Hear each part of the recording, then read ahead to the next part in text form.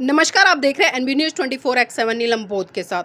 साथियों, किसी भी धर्म में कट्टरता लोगों के लिए कितनी खतरनाक है, ये बात एक बार नहीं बल्कि पूरे विश्व में कई बार साबित हुई है। अगर मैं उदाहरण के तौर पे बात करूं अफगानिस्तान की, पाकिस्तान की या फिर अभी वर्तमान में बांग्लादेश की, और जो हम सीन देख पा रहे हैं आने वाले भविष्य में भारत की। जी हाँ साथियों, आप देख रहे हैं जिस तरह से बांग्लादेश का जो आज सिनेरियो बना हुआ है, जिस तरह से चारों तरफ हाहाकार मची हुई है, जिस तरह से चारों तरफ आगजनी फैली हुई है, ये किसी से छुपा नहीं है। और साथियों, ये सारी चीजें कहीं ना कहीं जो धर्म में कट्टरता है उसके कारण हो रही है। और आज इसी विषय पर चर्चा करने के लिए मेरे साथ में एडवोकेट जय भीम प्रकाश जी हैं। उन्हीं से जानने का प्रयास करूंगी और उनसे चर्चा करूंगी, क्योंकि हम अक्सर पढ़ते हैं इतिहास में कि धर्म के बारे में जब जब बात आई है तो कार्ल मार्क्स ने धर्म को अफीम कहा, लेकिन वही डॉक्टर अंबेडकर ने धर्म को नैतिक जीवन का आधार बताया है। तो आज वर्तमान में सही रूप से धर्म की कितनी जरूरत है, कितनी नहीं है, इसी विषय पर चर्चा करेंगे। सर, आपका स्वागत है एनबी न्यूज में। जय भीम नमोधा नीलम जी। सर, जिस किसी भी धर्म में जो कट्टरता है वो कितनी हानिकारक है, खासकर मनुष्य के लिए, तो इस पर किस तरह से आप सोचते हैं और क्या सिनेरियो देख पा रहे हैं भारत का? क्योंकि आज भारत में भी अगर हम स्थिति देखें धर्म की, वही बनी हुई है जो अभी बांग्लादेश में प्रकरण घटा है। देखिए नीलम जी, जो हमें पूरी दुनिया में धर्म के नाम पर सांप्रदायिकता का जो तांडव देखने को मिल रहा है, और पूरे इतिहास में जब हम जाकर देखते हैं कि धर्म ने जितना तांडव धर्म के नाम पर हुआ है, धर्म ने नहीं बल्कि धर्म के नाम पर जितना तांडव दुनिया में हुआ है, उतना तांडव जो है शायद ही किसी और चीज़ के लिए हुआ हो। आज देश के देश जो हैं धर्मांधता की चपेट में हैं। आज जिन्हें हम धर्म कहने का प्रयास कर रहे हैं, हालांकि वो धर्म नहीं सांप्रदाय हैं, सांप्रदायिकता की श्रेणी में आते हैं। संप्रदाय और धर्म में क्या अंतर होता है नीलम जी? धर्म जो है मनुष्य के कल्याण के लिए कार्य करता है, और मनुष्य के कल्याण करने के लिए वो किसी भी सिद्धांत, किसी भी रीति रिवाज, किसी भी परंपरा से समझौता करने से कभी चूकता नहीं है। कोई नियम बदलना है तो वो नियम को बदला जा सकता है, लेकिन सांप्रदायिकता वो होती है जहाँ पर लोग गुट बनाते हैं, वर्ग बनाते हैं, और एक वर्ग, एक गुट का जो हित है दूसरे के हित से जो है टकराता है। वो अपने हित को तो पसंद करता है, लेकिन दूसरे गुट को या वर्ग के हित को जो है पसंद नहीं करता है। तो इस कारण से जो है ये आज जो सीन बना हुआ है, और आज हमने देखा कि जो बांग्लादेश में जो आज आपको पिक्चर देखने को मिल रही है, वो उसी धार्मिक कट्टरता का नतीजा है। हालांकि जो वहाँ की जो प्रधानमंत्री शेख हसीना जो हैं, उन्होंने जो बयान दिया वो एक मूर्खतापूर्ण बयान है। किसी भी समझदार व्यक्ति से ऐसे बयान की जो ऐसा नहीं की जा सकती है। उन्होंने ये कहा कि आरक्षण जो है अगर स्वतंत्रता सेनानियों को नहीं देंगे तो क्या देश के गद्दारों को देंगे? हालांकि आज जो बांग्लादेश में हमें कोहराम दिखाई दे रहा है, वो उसके पीछे सांप्रदायिक ताकतें हैं। ये खाली एक स्टेटमेंट नहीं है, खाली एक इशू नहीं है। ये इशू जो है वहाँ की सरकार जो है मिल बैठकर सॉल्व कर सकती थी, लेकिन क्योंकि जो सांप्रदायिक ताकतें हैं, कट्टरपंथी ताकतें जो हैं, वो ऐसे मौक़ों का जो है इंतजार करती हैं, और जैसे ही ऐसे मौके आते हैं तो वो कट्टरपंथी जो हैं लोगों में ऐसी भड़काऊ भावनाएं भर देते हैं कि फिर जो लोग हैं वो सोचना और समझना बंद कर देते हैं। और जब लोग सोचना और समझना बंद कर दें और एक ही विचार को फॉलो करें तो उसी को कट्टरता कहते हैं। तो ये जो कट्टरता है कि लोग जो हैं सोचना और समझना बंद कर देते हैं, ये स्थिति जो है नीलम जी सबसे खतरनाक है। और आज हम भारत में भी यही स्थिति देख रहे हैं कि भारत में जो हिंदू धर्म के जो लोग हैं, अभी हमने कांवड़ यात्रा का जो मंजर देखा है कि कांवड़ यात्रा के दौरान जो है किस प्रकार से कांवड़ियों ने हिंसा का तांडव किया है, किस प्रकार से लोगों को तंग किया है। और वहाँ पर उनको आप समझाने का प्रयास कीजिए कि भाई आप जो कर रहे हैं वो धर्म नहीं है, वो अधर्म है, वो समझेंगे नहीं। उनको आप पढ़ाने का कोशिश कीजिए, देखिए आप कांवड़ का ये मतलब है, कांवड़ में आपके ये लिखा है कि कांवड़ की ऐसी यात्रा होनी चाहिए, पवित्रता होनी चाहिए इसमें, वो समझेंगे नहीं, क्योंकि उन्होंने सोचना समझना बंद कर दिया है। तो इसलिए जो है ऐसे लोगों को धार्मिक तो बिल्कुल नहीं कहा जाता, इसे धार्मिक कट्टरता कहते हैं, लेकिन वो धार्मिक शब्द तो उसमें हटा देना चाहिए। वो अधार्मिक कट्टरता है, वो बेवकूफ़ी वाली कट्टरता है। ऐसी कट्टरता जो है पूरी दुनिया में आती है, वो चाहे मुसलमान हो, हिंदू हो, चाहे वो ईसाई हो।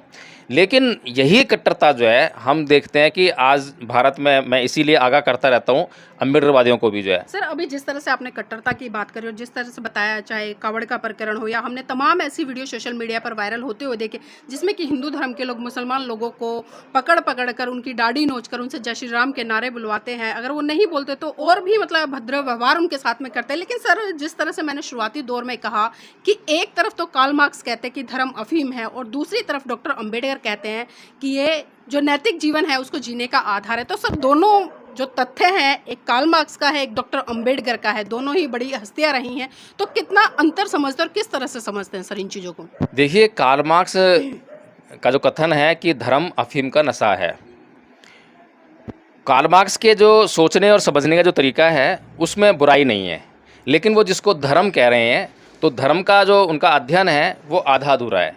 उन्होंने धर्म के नाम पे अगर किसी को अध्ययन किया है तो वो ईसाई धर्म का अध्ययन किया है, ईसाइयों की प्रवृत्ति का अध्ययन किया है। उन्होंने अगर अध्ययन किया है तो मुसलमानों की धर्म का अध्ययन किया है, मुसलमानों की जो बर्बरता है पूरी दुनिया में ऐतिहासिक बर्बरता उसका अध्ययन किया है।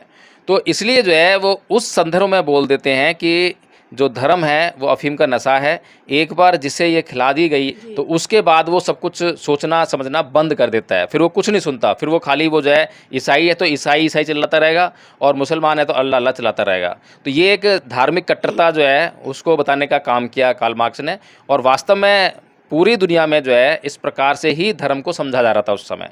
लेकिन जब बाबा साहेब के सामने ये बात आई तो बाबा साहेब ने उस स्टेटमेंट को नकारते हुए कहा कि धर्म जो है अफीम का नशा जब बनता है जब धर्म के जो तत्व हैं वो वहाँ से नदारत हो जाएं, एब्सेंट हो जाएं, और धर्म के तत्वों के स्थान पर अधार्मिक या अधर्म वहाँ पे स्थान ले ले। तो बाबा साहेब कहते हैं कि धर्म जो है नैतिक जीवन का आधार है। हम नैतिक जीवन अगर जीना चाहते हैं, हर कोई नैतिक जीवन जीना चाहता है। अगर कार्ल मार्क्स कहते हैं कि धर्म अफीम का नशा है, अगर कार्ल मार्क्स जो है धर्म को लोगों के जीवन से निकाल दें तो वो क्या करेंगे, अपने देश के लोगों के लिए रूल्स बनाएंगे, कायदे बनाएंगे, कानून बनाएंगे, संविधान बना दिया, संविधान दिए फिर और कानून बना दिए। कितने कानून बना सकते हैं? लोगों के निजी ज़िंदगी में कोई दखल नहीं दे सकता। लोगों को कब उठना है, कब सोना है और अपने परिवार के लोगों से कैसे बात करनी है, इस सब बातों को जो है कोई कानून निर्धारित नहीं कर सकता। चाहे कोई कितना ही बड़ा देश हो, कितना बड़ा तानाशाह हो, वो लोगों की निजी ज़िंदगी में दखल नहीं दे सकता। लेकिन इसीलिए जो है लोगों की निजी ज़िंदगी को रेगुलेट करने के लिए धर्म की बहुत भारी आवश्यकता पड़ती है कि लोग जो हैं दूसरे लोगों से कैसा व्यवहार कर रहे हैं, परिवार में ही जो परिवार के सदस्य हैं आपस में कैसा बातचीत कर रहे हैं, उनके बीच में मनमुटाव तो नहीं है। अगर मनमुटाव है तो वो शांति से नहीं जी पाएंगे। साथ में रह रहे हैं लेकिन वो कॉम्प्रोमाइज़ कर रह रहे हैं, वहाँ पर कोई सामाजिकता नहीं है, कोई व्यवहारिकता नहीं है। तो इसीलिए जो यहाँ पर जो है धर्म बहुत महत्वपूर्ण हो जाता है। धर्म इन सब संबंधों को रेगुलेट करता है।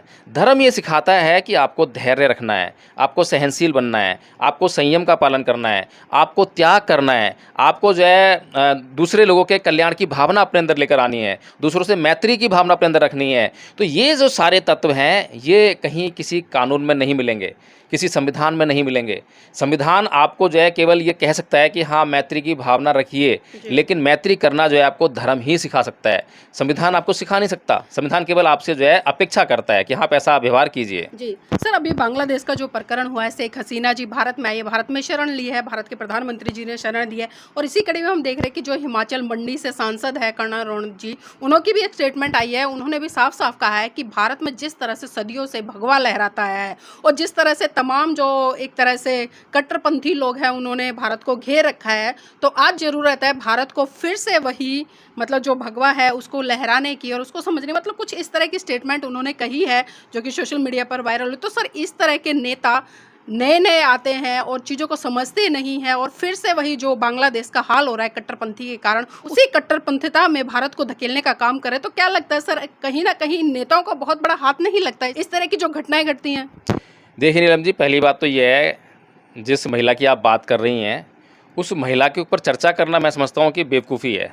जिसको बोलने का सबूर ना हो, क्या बोलना है क्या नहीं बोलना है, ऐसी ऐसी स्टेटमेंट मैंने इन मैडम के मुंह से सुनी है, बेतुकी हैं, कोई सिर नहीं कोई पैर नहीं। भारत जो है 2014 के बाद आज़ाद हुआ है, 1947 में भारत आज़ाद नहीं हुआ था। मतलब ऐसी ऐसी बेतुकी स्टेटमेंट्स जो हैं, मैं समझता हूँ कि इस महिला की तो चर्चा ही नहीं होनी चाहिए। इस महिला से कोई मीडिया जाकर इंटरव्यू लेती है, बेवकूफ़ी है, मैं तो ये समझता हूँ। लेकिन सर अभी वर्तमान में सांसद और सांसद कोई इस तरह की स्टेटमेंट दे रहा था, वो बहुत महत्वपूर्ण हो जाती है लोगों के लिए। नहीं, ज़रूरी नहीं है, ज़रूरी नहीं है कि कोई सांसद जो है अगर कोई स्टेटमेंट दे रहा है तो बहुत ज़रूरी आती है लोगों के लिए, क्योंकि भारत का संविधान सांसद बनने के लिए कोई पढ़ाई लिखाई की सीमा तय नहीं करता है कि वो पढ़ा लिखा होगा, समझदार होगा या क्या होगा।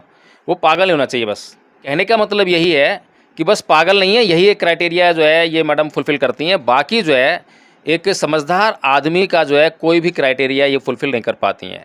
अनपढ़ तो कबीर भी थे, अनपढ़ तो हमारे देश के पूर्व प्रधानमंत्री चौधरी चरण सिंह भी थे, लेकिन चौधरी चरण सिंह जी ने कभी ऐसी स्टेटमेंट नहीं दी होगी। देश को एकता के सूत्र में पिरोए रखने वाली स्टेटमेंट हमेशा उन्होंने दी होंगी।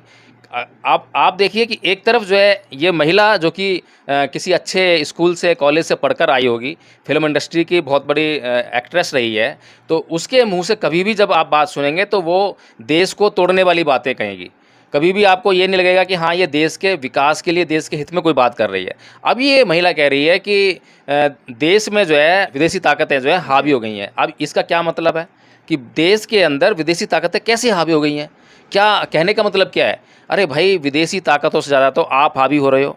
आपका भगवा जो है, हालांकि भगवा जो है बहुत ही पवित्र कलर है, लेकिन जिस तरीके से इन लोगों ने भगवा को बदनाम कर दिया है, प्रदूषित कर दिया है, उस रंग का जो गलत इस्तेमाल इन लोगों ने किया है कि जो मर्जी लपेट के चल देता है, और उसके नाम पर जो कितना हिंसा का तांडव देखने को मिलता है, कितने उल्टी सीधी बातें हैं जिनको जो लोग इसको ओढ़ लेते हैं, उन्हें लोग जो है संत कहते हैं, साधु कहते हैं, और फिर उन्हीं साधु संतों के मुँह से पता नहीं कैसी कैसी बातें आपको सुनने मिलती हैं, जातिवादी कमेंट देखने को मिलते हैं, सांप्रदायिक कमेंट देखने को मिलते हैं, हिंसात्मक बातें देखने को मिलती हैं।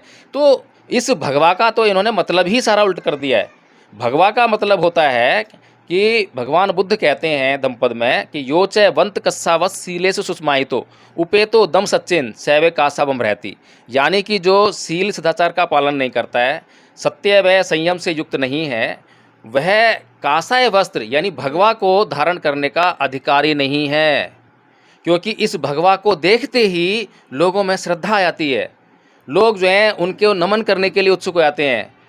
तो इसलिए जो है इस भगवा का कितना गलत इस्तेमाल यही मैडम जो हैं इनके दल के लोग कर रहे हैं, जिस वर्ग से आती हैं, ये अपने आप को हिंदू कहते हैं, ये हिंदू लोग कितना गलत इस्तेमाल उसका कर रहे हैं। तो ये जो है सोचने वाली बात है। सर, जाते जाते एक आखिरी सवाल और लेना चाहूँगी आपसे। जिस तरह से बांग्लादेश का जो सीन आज बना हुआ है, जिस तरह से आग में झुलस रहा है, तो जो किसी भी धर्म में अगर कट्टरता की जो बात करें कितनी हानिकारक होती है, तो क्या कहना चाहेंगे खासकर भारत देश के लोगों के लिए? क्योंकि आने वाले समय में हो सकता है ऐसी स्थिति भारत देश में बन जाए, क्योंकि आज जो हम देख रहे हैं जय श्री राम के नारे लग रहे हैं, झंडा फहराया जा रहा है जगह जगह पर, और अभी वर्तमान में एक वीडियो भी मतलब मेन स्ट्रीम मीडिया पर वायरल हो रही है कि जो आगरा में ताजमहल है, जो कि मुगलों के द्वारा बनवाया गया, शाहजहां ने बनवाया, उस पर किसी महिला ने आज भगवा झंडा लहराने का काम किया है। तो सर, इस सांप्रदायिकता की आग से बचने के लिए भारत देश के लोगों के लिए क्या संदेश है? देखिए नीलम जी, सांप जो है उसके भीतर जहर होता है, और सांप का स्वभाव है जो भी उसके आगे पड़ेगा उसको काटेगा। वो ये नहीं देखता है कि उसको जो है उसने खाना दिया है, उसने दूध दिया है, या क्या खिलाया पिलाया, क्या नहीं खिलाया पिलाया। इसी तरह से आग का काम है जलाना, जो भी उसकी जद में आएगा उसको वो आग जलाएगी। यानी कि अभी जिस प्रकार से हमने कांवड़ियों के द्वारा हिंसा का तांडव देखा, उन्होंने एक मोहित नाम के व्यक्ति की हत्या कर दी, लड़के की हत्या कर दी, जो कि 22 वर्ष का युवक था और वो ईर्ख से चलाता था। जो मोहित है वो हिंदू है, वो मुसलमान नहीं है। अब अगर मान लो कि हिंदुओं के भीतर जो द्वेष इन्होंने जो है भरा, जो घृणा इन्होंने भरी दूसरे सांप्रदायिक के तौर पे जो है, जिसको धार्मिकता का नाम दे रहे हैं ये जो है, तो नीलम जी जो भी स्वभाव हिंदुओं ने अपने भीतर धारण किया हुआ है, क्रोध का, घृणा का, द्वेष का, ईर्ष्या का, ये अगर उन्होंने अपने भीतर स्वभाव अगर ये धारण कर लिया है और इसी से किसी हिंदू का अब निर्माण हुआ है, तो ये जो तत्व हैं, ये जो स्वभाव है, ये चाहे इनके सामने कोई हिंदू आए, कोई मुसलमान आए, कोई बौद्ध आए, कोई ईसाई, इससे कोई फ़र्क नहीं पड़ता। इस जो क्रोध की आग है, द्वेष की आग है, घृणा की आग है, उससे जो है जो भी आएगा उससे वो जलेगा ही। कि क्रोध अगर किसी हिंदू के भीतर है, तो क्रोध यानी कि अगर हिंदू भी उससे कोई ऐसी बात कर दी जो उसको पसंद नहीं आई, जरूरी नहीं है कि मुसलमान ही उससे ऐसी बात करेगा, तो वो उस हिंदू की भी हत्या कर देगा। तो धर्म क्या सिखाता है कि आपको कभी भी जो है क्रोध नहीं करना चाहिए, आपको कभी भी द्वेष नहीं करना चाहिए, आपको कभी भी घृणा नहीं करनी चाहिए। तो धर्म जो है ये सिखाता है, और धर्म अगर ये सिखाता है तो जो स्वभाव की मैं बात कर रहा हूँ, जो धार्मिक स्वभाव जिसे कहते हैं, उसको कोई भी व्यक्ति अपनाएगा तो उसके सामने चाहे हिंदू आ जाए, चाहे मुसलमान आ जाए, चाहे ईसाई आ जाए, उससे कोई फ़र्क नहीं पड़ने वाला। उसके भीतर द्वेष नहीं है, क्रोध नहीं है, घृणा नहीं है, तो सब लोग सुरक्षित हैं। लेकिन ऐसे हिंदू, ऐसे मुसलमान, ऐसे ईसाई दुनिया के लिए ख़तरनाक ही हैं। लेकिन नीलम जी, विश्व का इतिहास उठाकर देखिए, कभी भी बौद्धों ने किसी से द्वेष नहीं किया, किसी से घृणा नहीं की, किसी पर क्रोध नहीं किया, किसी साथ में हिंसा नहीं की। जितना भी बुद्ध के धर्म का प्रचार प्रसार पूरी दुनिया में हुआ है, वो सारा शांतिपूर्ण ढंग से हुआ है। इसीलिए पूरी दुनिया में विश्व का नंबर 1 धर्म जो है वो बौद्ध धर्म है। इसीलिए आज जो है पूरी दुनिया को, मुसलमानों को भी हिंदुओं को भी, ईसाइयों को भी, सबको बिना इस बात को देखे कि वो किस धर्म में पैदा हुए हैं। ये बड़ी प्रॉब्लम वाली बात है कि जो जिस धर्म में पैदा हो गया बस उसका राग लग गया, चाहे वो अच्छा है बुरा है, कोई मतलब नहीं है, कोई तुलनात्मक अध्ययन नहीं है, कंपैरेटिव स्टडी तो है ही नहीं। तो इसीलिए जो है आज पूरी दुनिया को दोबारा से ये सोचने की ज़रूरत है, उनको जांच करने की ज़रूरत है कि जिस धर्म में वो पैदा हुए हैं उस धर्म के तत्व क्या हैं, वो धर्म उन्हें क्या सिखा रहा है, वो धर्म उनको कैसा स्वभाव दे रहा है। कहीं उनके भीतर घृणा, द्वेष, राग और हिंसा के बीज तो नहीं बो रहा है उसके अंदर जो है। तो इस तरह से जब दुनिया के लोग जो है इस बात को देखेंगे तो आज जिस तरह से विश्व जो है हिंसा की आग में जलने के लिए मजबूर है, और जब वो भगवान बुद्ध के करुणा, मैत्री, भाईचारा, अहिंसा इस संदेश के से इनका जब संपर्क होगा तब जो है पूरी दुनिया में सुख, शांति और समृद्धि का जो है चैन, अमन का जो वातावरण है वो पनपेगा।